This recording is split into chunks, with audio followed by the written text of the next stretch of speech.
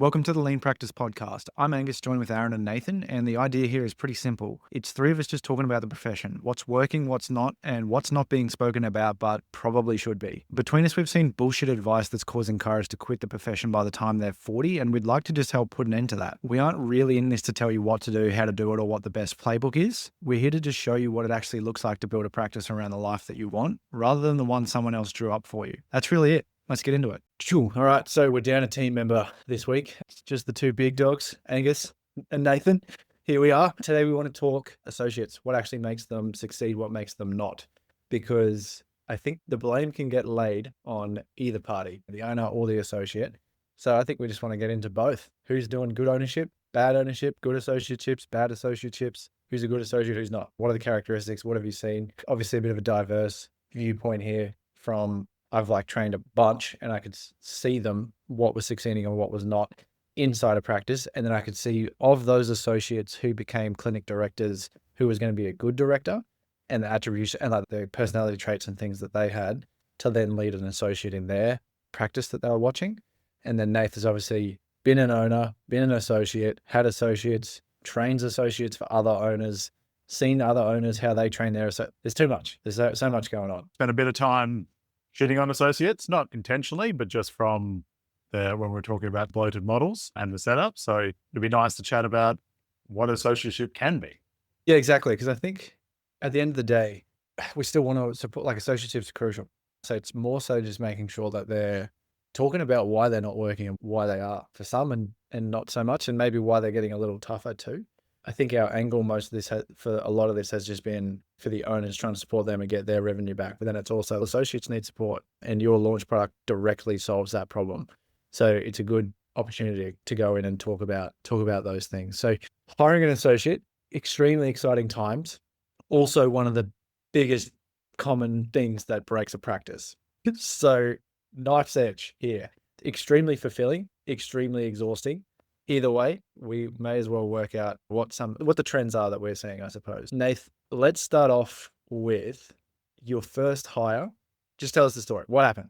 You've had good and bad, and we're not naming names, but just tell us your experience. My first associate lasted less than 3 months. They were not the primary person I actually wanted to hire. I made offers to others, but for other reasons, they had other things going on and made different choices. So I took someone else. I look back at my hiring process, I just didn't do enough due diligence, right? There were some clear things later on that I was like, oh yeah, that was a warning sign. But I think like most newer owners, I was overtly confident in my ability to make it all okay. And I also hired, if I look at the metrics we talk about a lot now and the other stuff they have in the launch, both learning from yourself and from others, we talk a bit about the stability number. I definitely didn't have a stable practice. And I made the infamous risk of the fast growth, right? Where there is nothing more dangerous to a new practice than fast growth.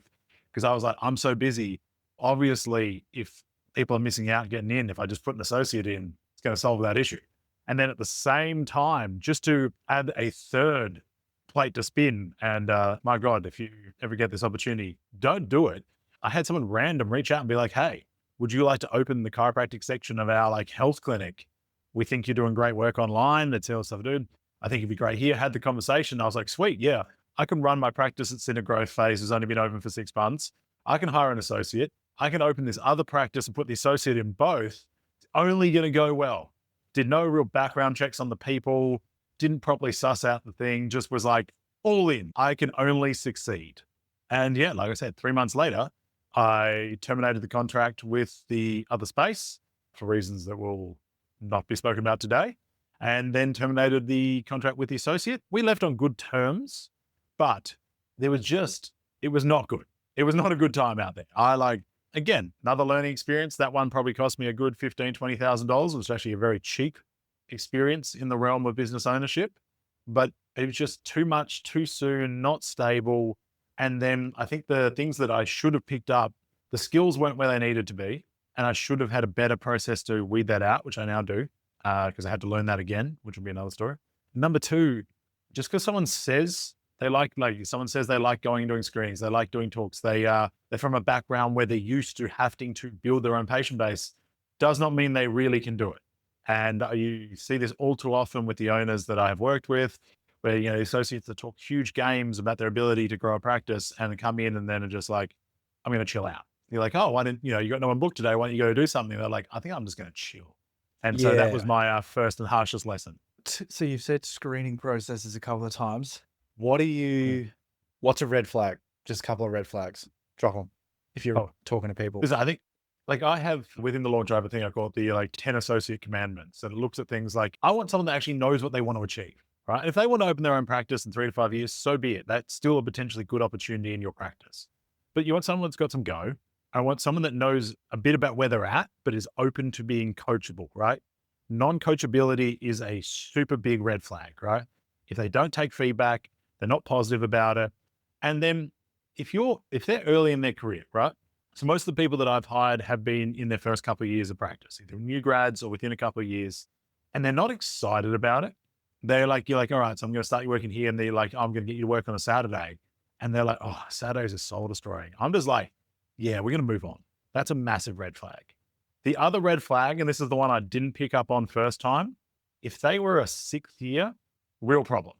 For those wondering what is a 6th year, that is someone that didn't finish their patient numbers in their final year and had Oh. stayed back to finish them, right?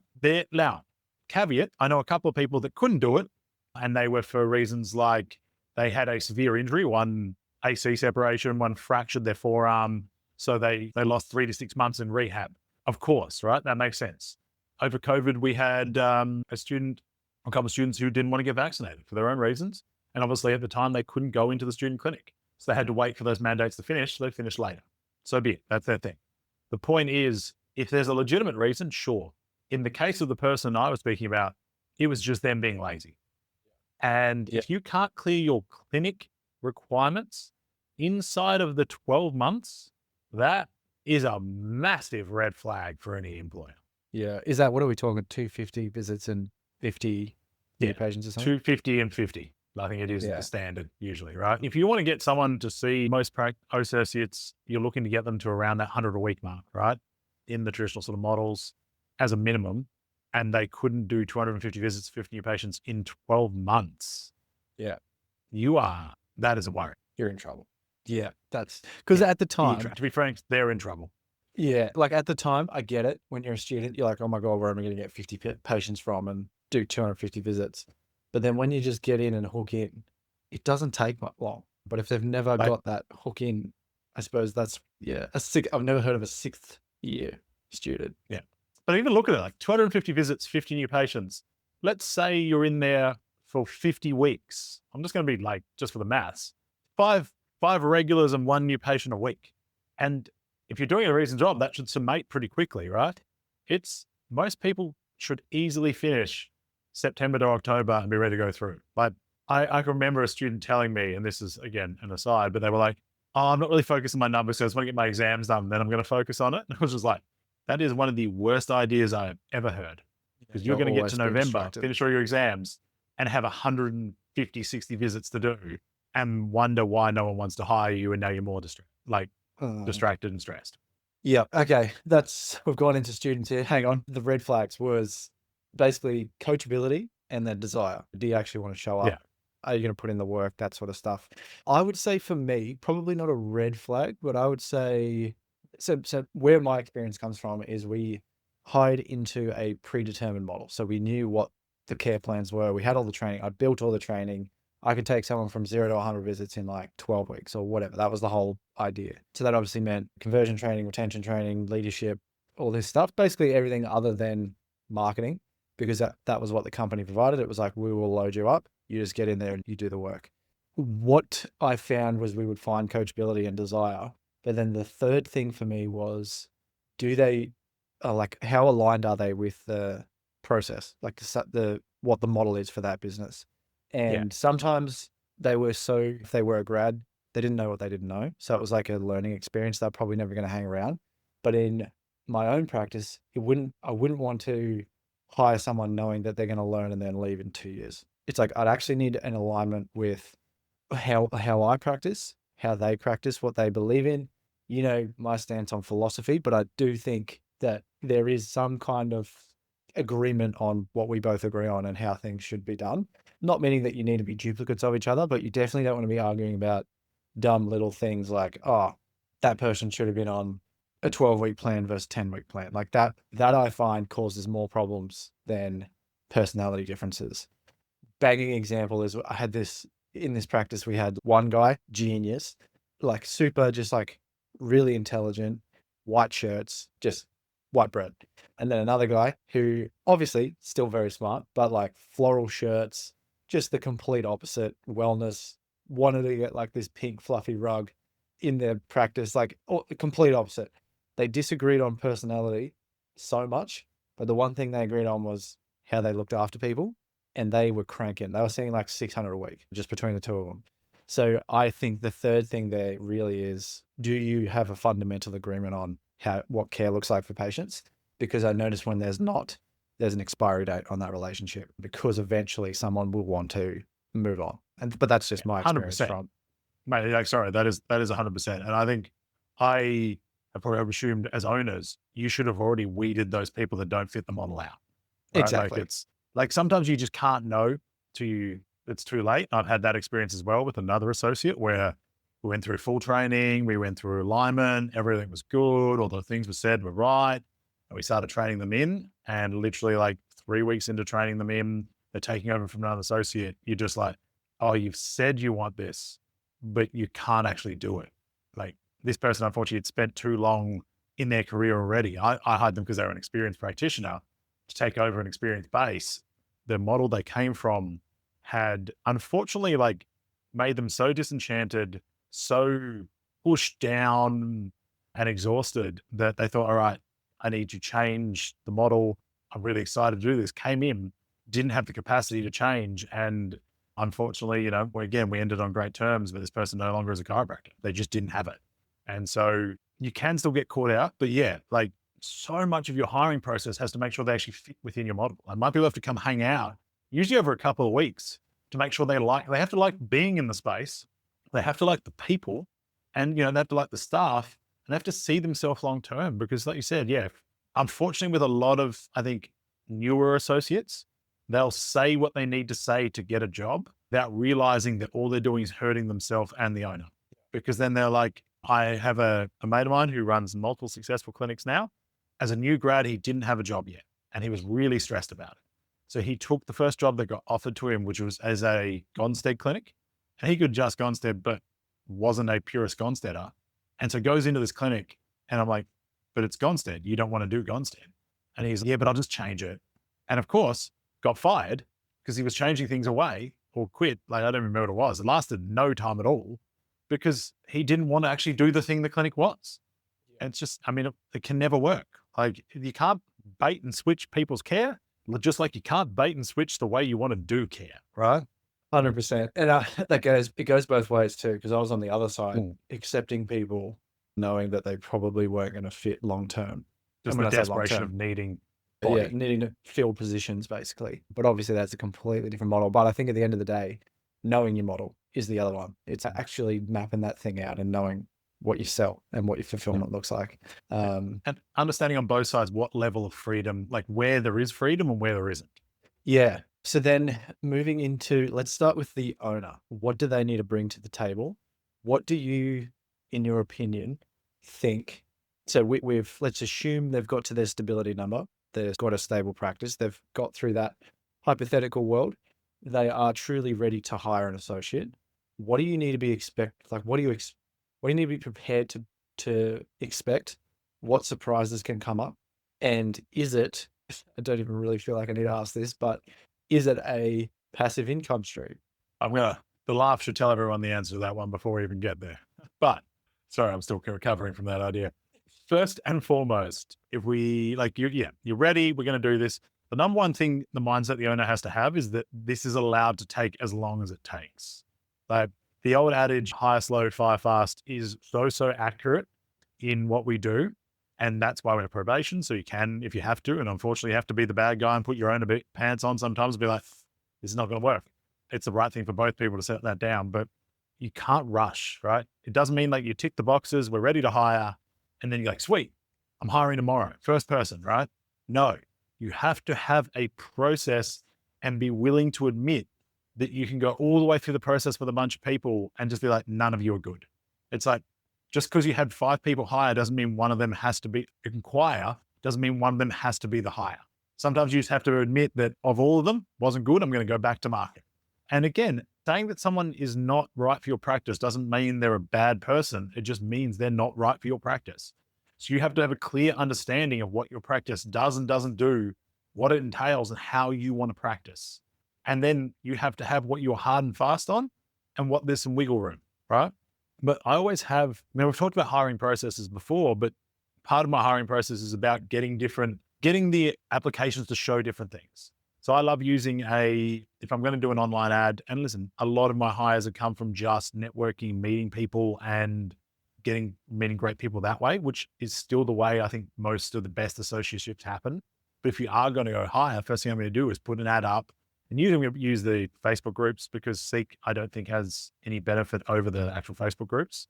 If you're looking for a job and you're not in the hiring group, I'm in the Facebook groups, then are you actually looking for a job?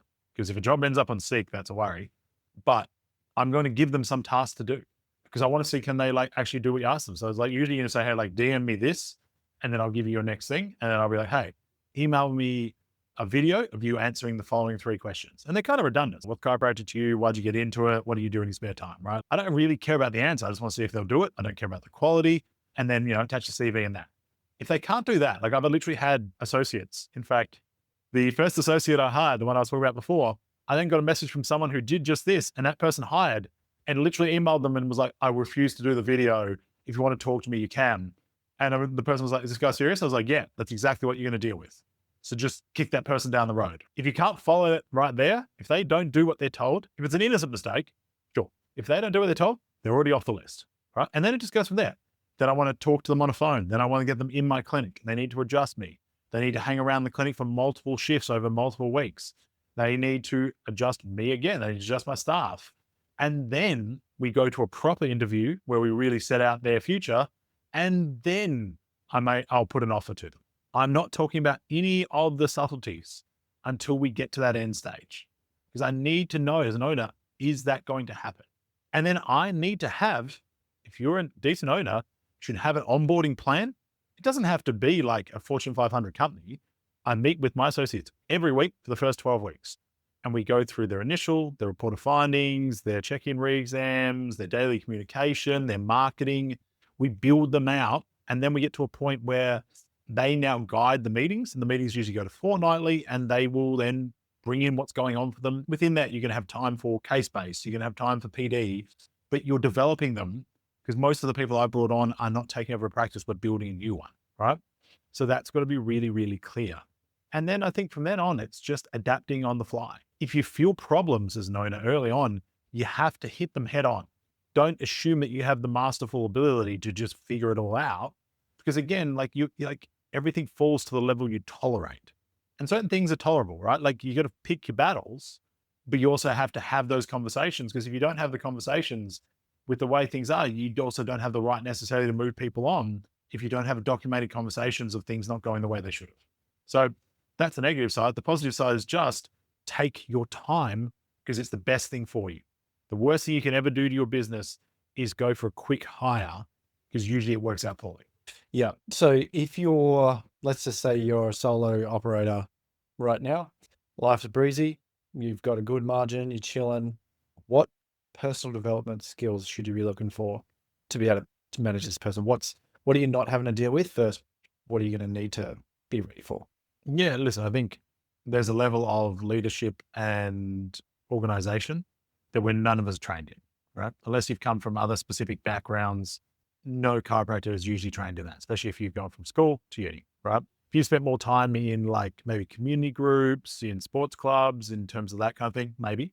So I think getting some actual professional level of support or coaching. Obviously, like throughout my career, as an associate, I've always had a level of mentoring and coaching. And when I opened my practice, I had a coach as well to guide me through. And then when I hired, I had coaching as well.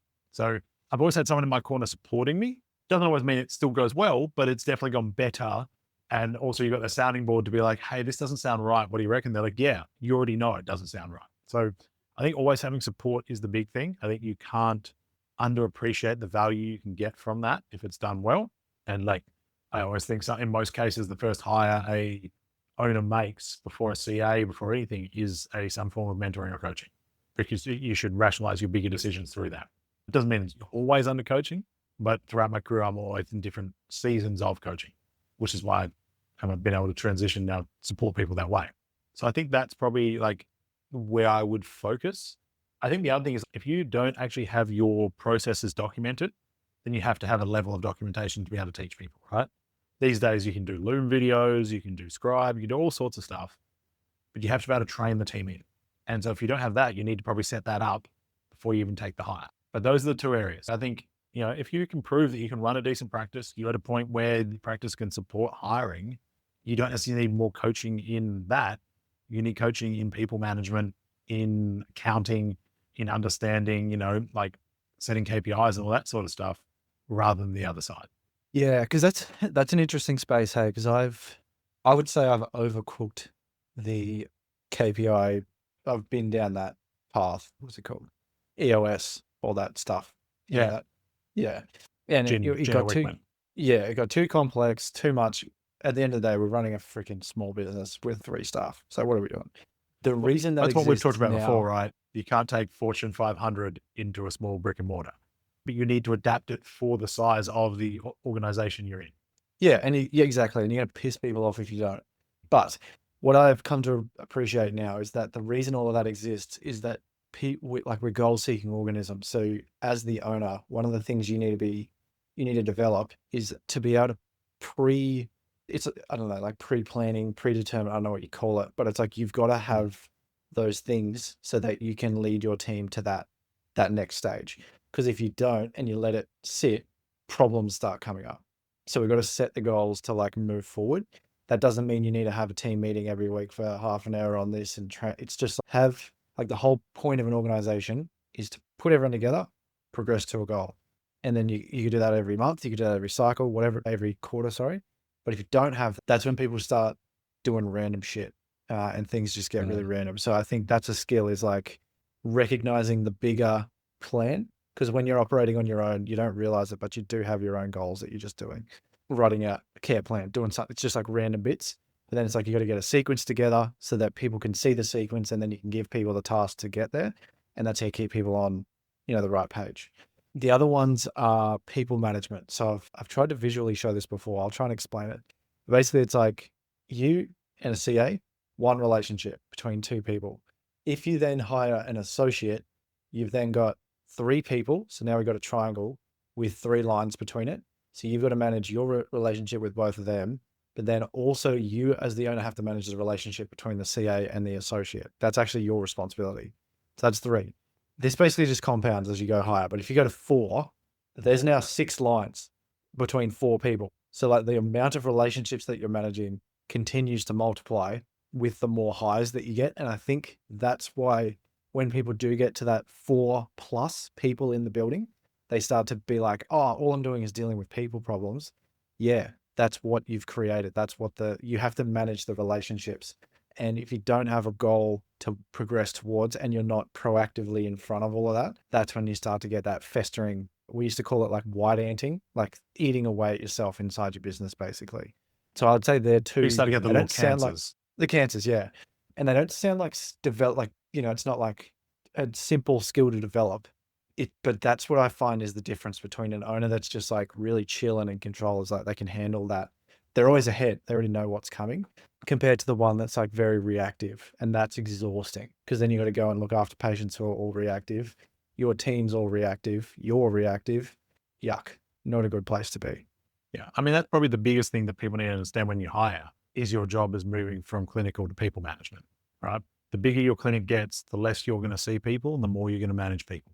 It's just the nature of the beast, right? And so you have to determine whether that's what you want to do. You also have to set your hierarchies and how you want things to practice. Like I've tried to always enforce an idea from a book called Turn the Ship Around on 360-degree leadership, where like, no matter what the person's role in the business, we have an equal conversation, right? So it's like, whether you're an associate, whether you're the owner like me, whether you're my CA that I've just hired, you should have and feel the confidence and authority to challenge me on things, right? Because especially as an owner, if you've been doing things for a long time, you don't see where things could be better. And I want my team to feel confident. The buck always stops with you, but when like if you really get your team to a point that's good, and, it's something I've constantly working on because people think you get it good and then it does it like it just stays up here. No, team meetings are usually in a practice because they happen once every a quarter, every 3 months, because everyone has the team is shit the bed a bit and you have to go call everyone in. And then teams start hating doing team meetings because it's only ever to chastise, it's never to celebrate, which is why actually like a semi-regular one is good, but they also have to have value. And if it's just you talking, that's when it's a problem, right? And that's when you have to get your team back on board because realistically, as the owner in a team meeting, you should be saying as little as possible, but you have the authority to make the overarching decisions. Yeah, that's it. Yeah, 100%.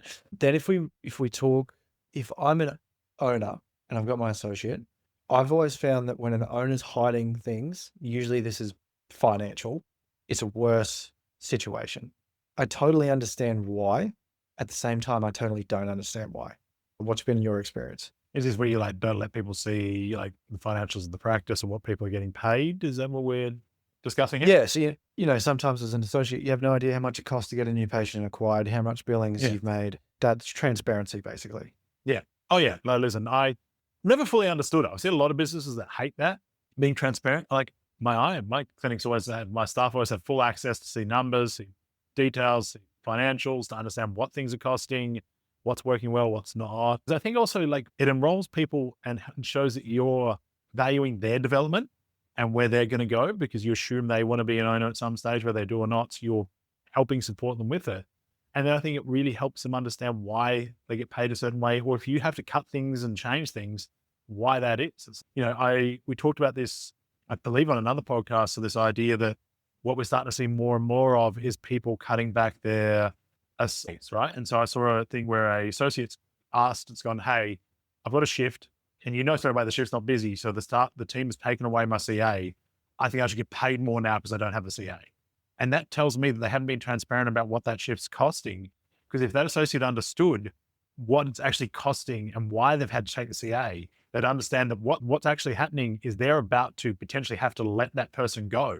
Instead of like working with them and getting busier and focusing on that so the CA can come back, you're focusing on trying to drag more out. And lo and behold, you just won't have a job, right? So the more transparent you are about where things are at and what's good and what's not good, the more support you get from your team. And if you're not getting support from the team, it tells you a lot about perhaps you have the wrong team with you.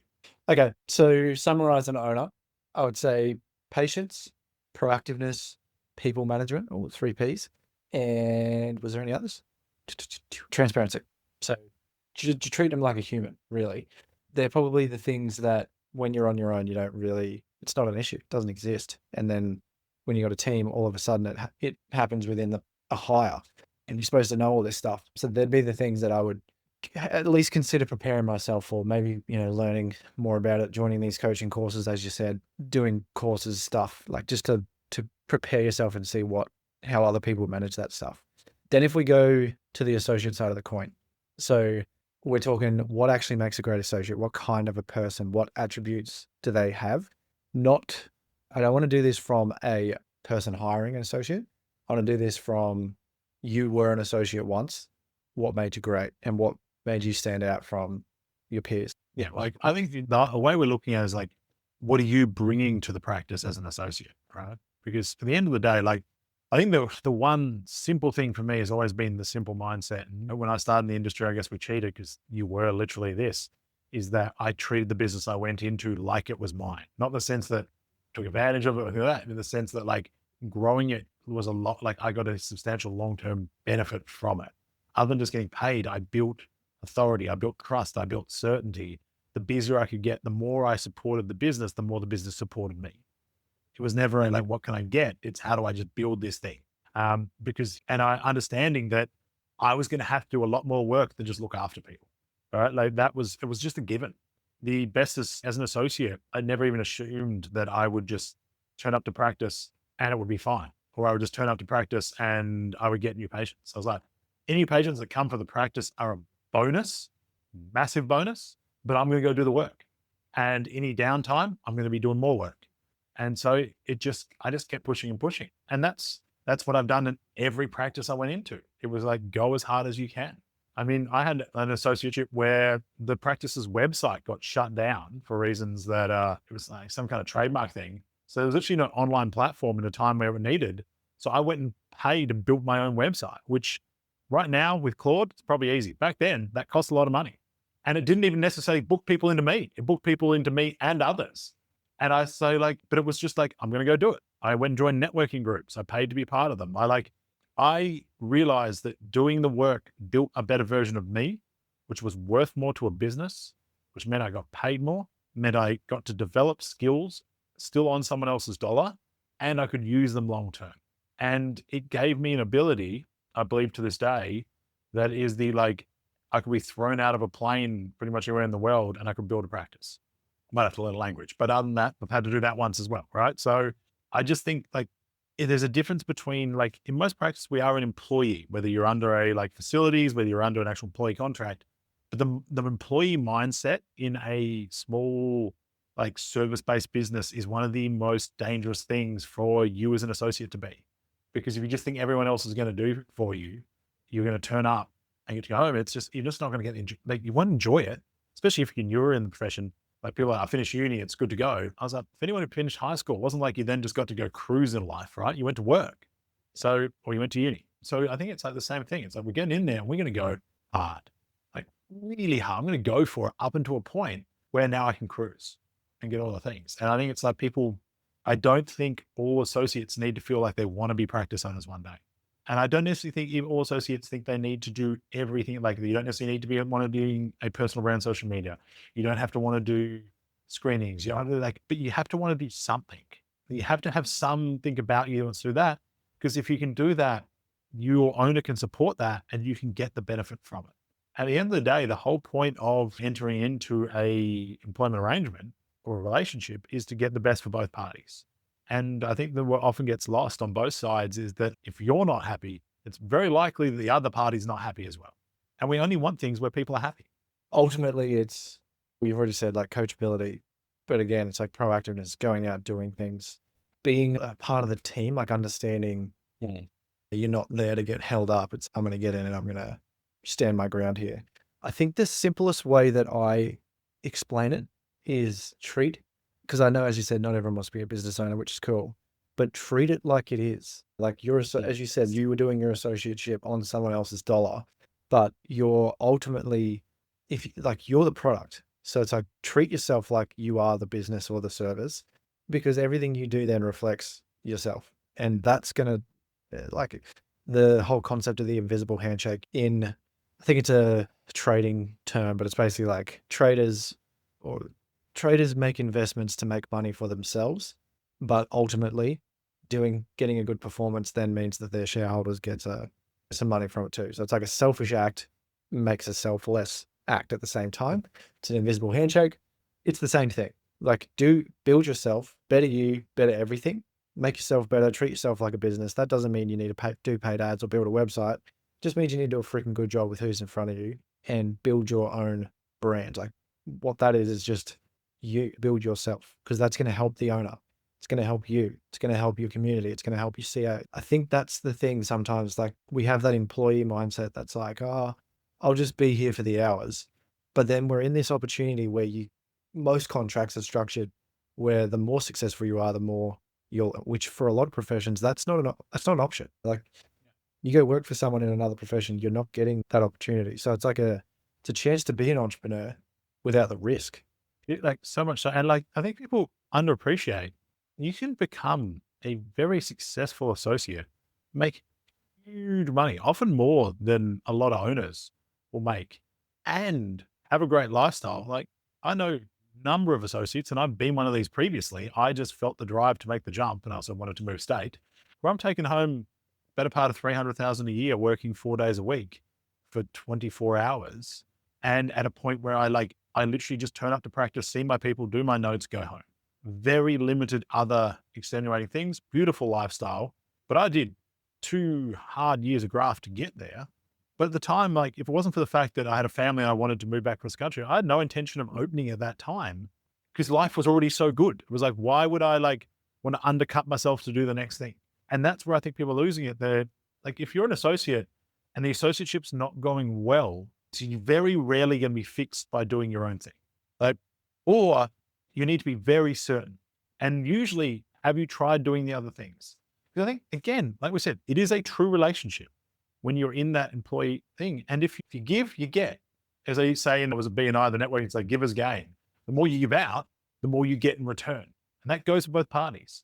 If you're showing that you want to go do certain things, it's more likely an owner is going to invest into that for you, right? Because you've shown that sort of thing. You come to me like, hey, I really want to go learn this technique or this thing. They're more likely to invest into it if you've shown the get up and go to use things. But if you're doing the basics, this isn't, you see this concept of quiet quitting, where people are like, I'm just going to do the absolute minimum I can do not to get fired. Basically, that don't work in healthcare, right? It's the same concept I talked about patients. Like when I got a holiday coming up, someone's like, do you get to phone it in an office job? So the last week before your holiday, you phone it in, you're not really there. I am 100% there, literally till the moment the last T is crossed and I is dotted in my notes. For the last patient, I am 100% in because you don't get to phone it in. I was there an extra hour and a half last night because I promised people new programs, new things, and I will deliver on the promise. So there I was, staying late to get that done, right? As an owner, as an associate, you expected to do that, right? As an associate, you're generally going to be paid for the hours of patients. And you're like, but I've got to go do their notes. I've got to go do these programs for them. Yeah, but that is part of delivering great value for people. So they give more to you and you get to be busier. You're paid on the percentage with that. The expectation to then have those hours paid, I guess, in a traditional sense, I understand it, but you don't get both. And so I think that's a really important thing for both parties. And again, I'm not hanging on associates here because I was one. And I know there were times where I could have been a better associate. As an owner, there's times where I can be a better owner. You're always trying to do your best at the time. And I truly believe that for both parties. But remembering you're both humans and you're both trying to work together to get the best for both. Because this is the thing I've always laughed at. It's like, I'll have someone come to me and they're like, I just feel like my associate doesn't want to support me. I was like, but they obviously want you to do well. It is beneficial to me as an owner if both my associates are fully booked and at a peak where they don't want to do any more work, they just want to turn up and see their people and they're happy and they're just making great money and they're loving life. That's great for me. It's great for my energy. It's great for my practice. It's great for my bank balance. It's great for them.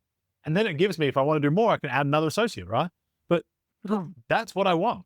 I want you to do as well as possible because it's great for me. And you should want me to do as well as possible because then I want to do more for you.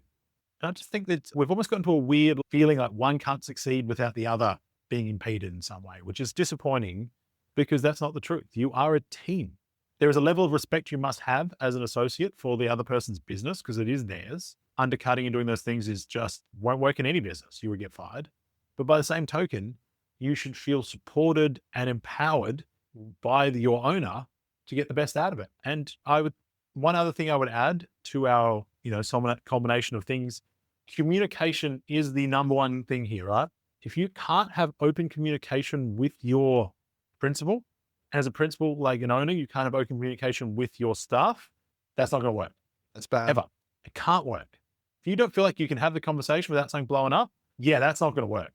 And all you're doing is pushing it down until it fully explodes. Yeah, you just gave me a thought then. We are in a pretty unique space, right? So we know most jobs, you go there, you get paid per hour. You don't know directly the business value that you've brought in. Whereas we know exactly what it is. And then we get the shits.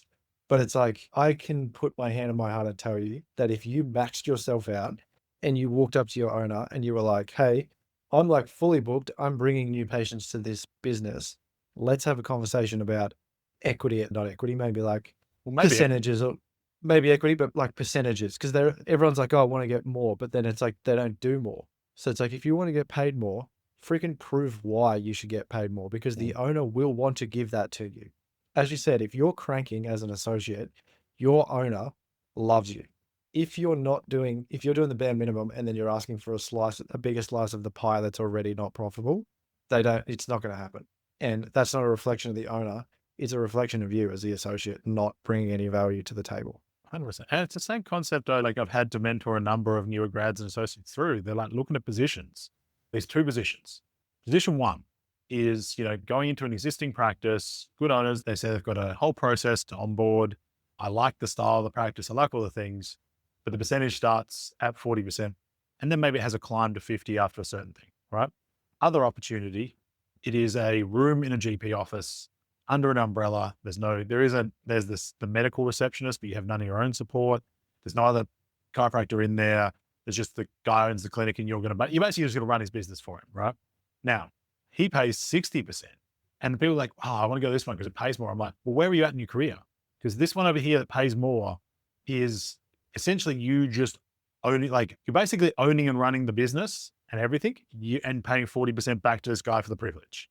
The other one is a full development model with the opportunity to eventually progress to your own thing or potentially renegotiate your rates to go higher. Because at the end of the day, like 40% of 10 grand is much better than 60% of $500, right? And it's like, I think we've gone from a change where we are jumping over dollars for cents.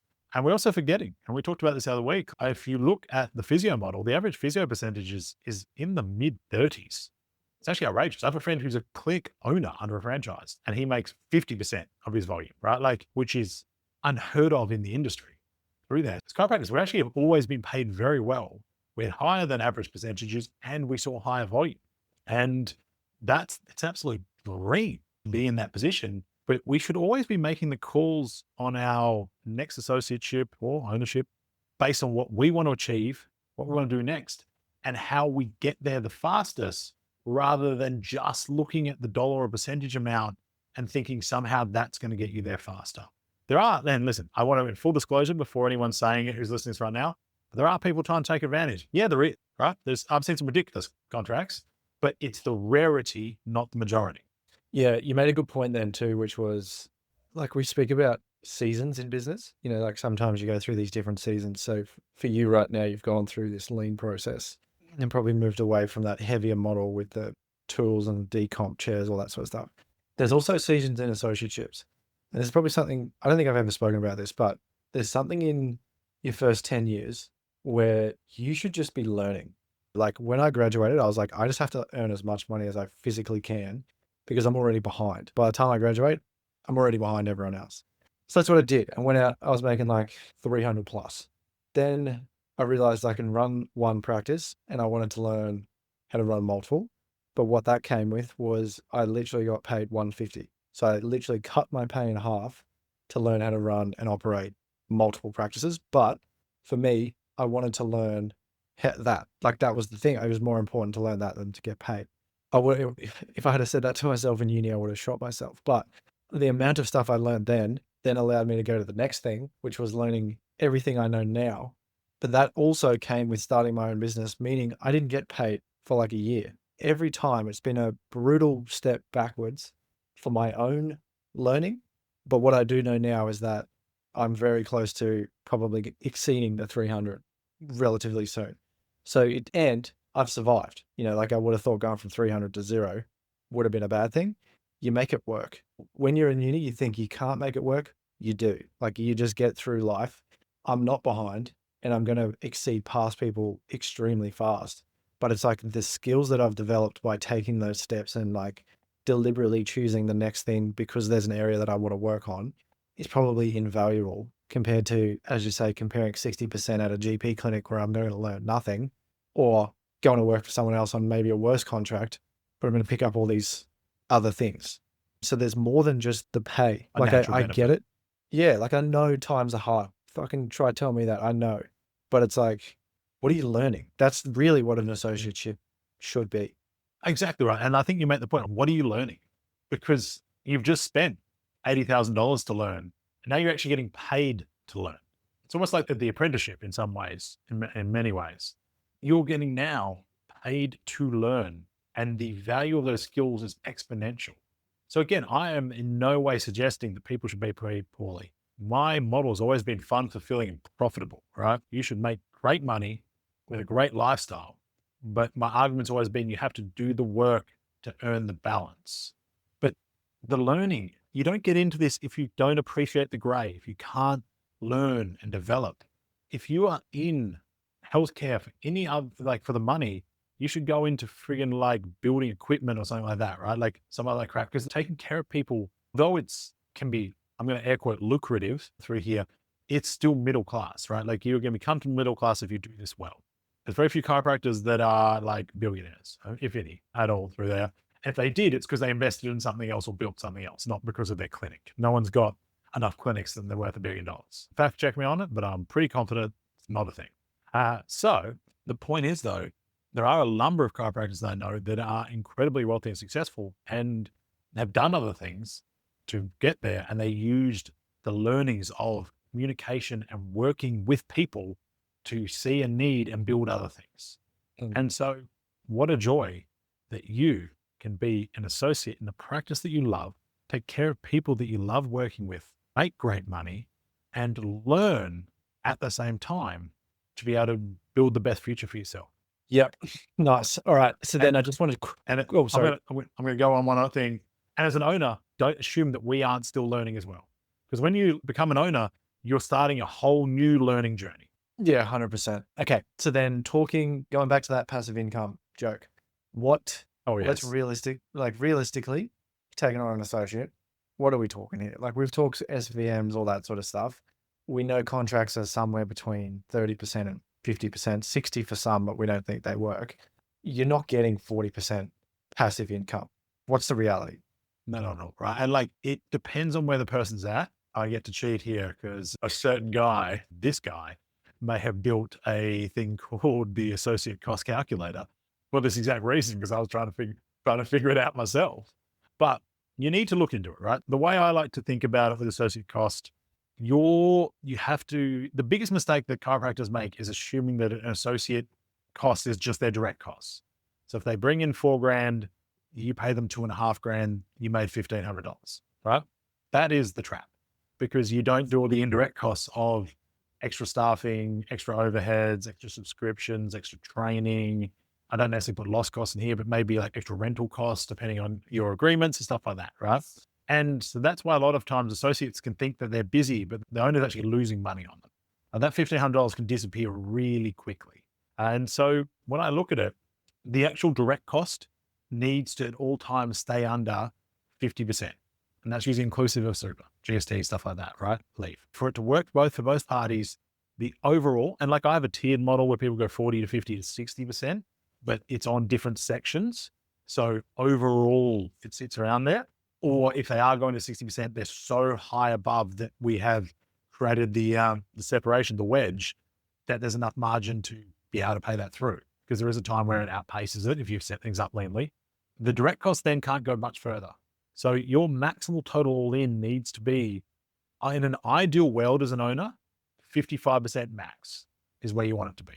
55 to 65, you're starting to get a little bit of structure you need to review. You might get away with it if you are big enough or your lows, but you need to retain like your minimum 35% after to really make it work.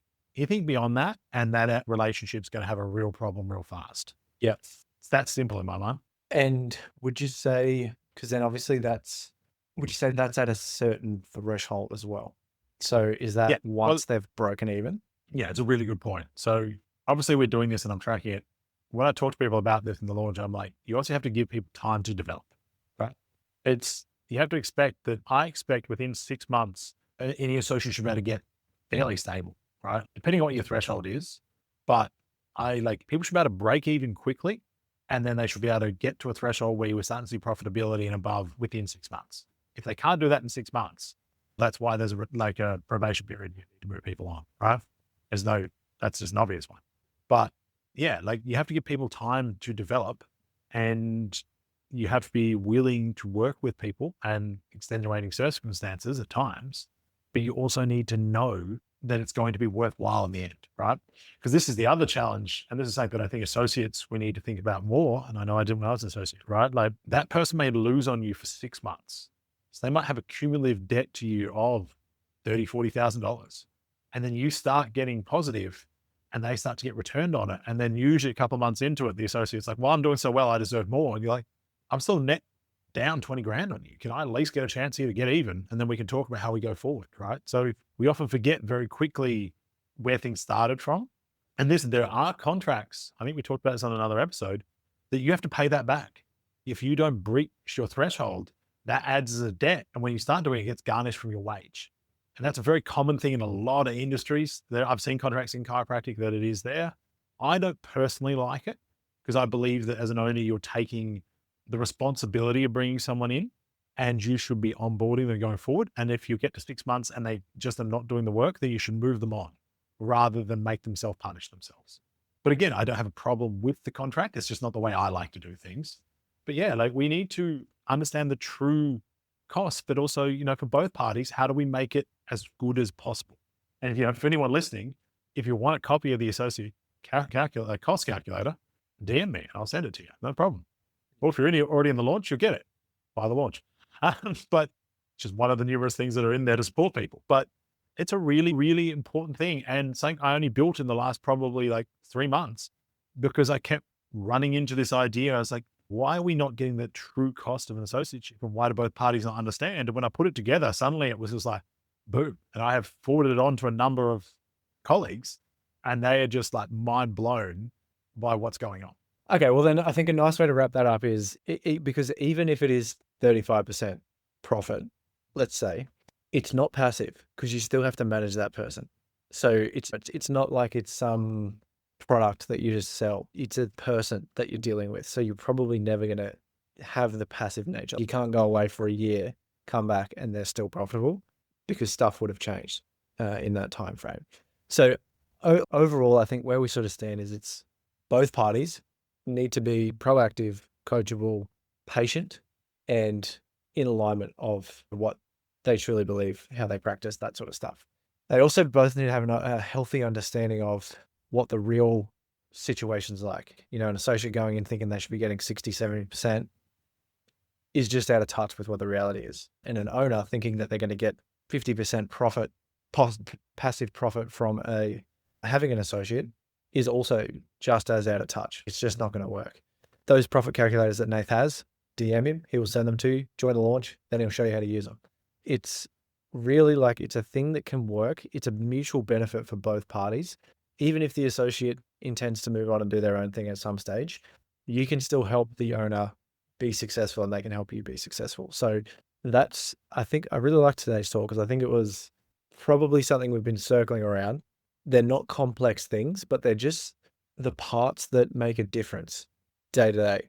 And I think we're both equally sick of seeing owners get blamed and associates get blamed rather than sort of just looking in the mirror and seeing what gaps we might personally have. So even though we were down a man, the Spider-Man meme of everyone pulling exactly everyone else, right? It's actually all of us and we just need to work together. Exactly. So being down a man, I think we held our own. Didn't do too bad.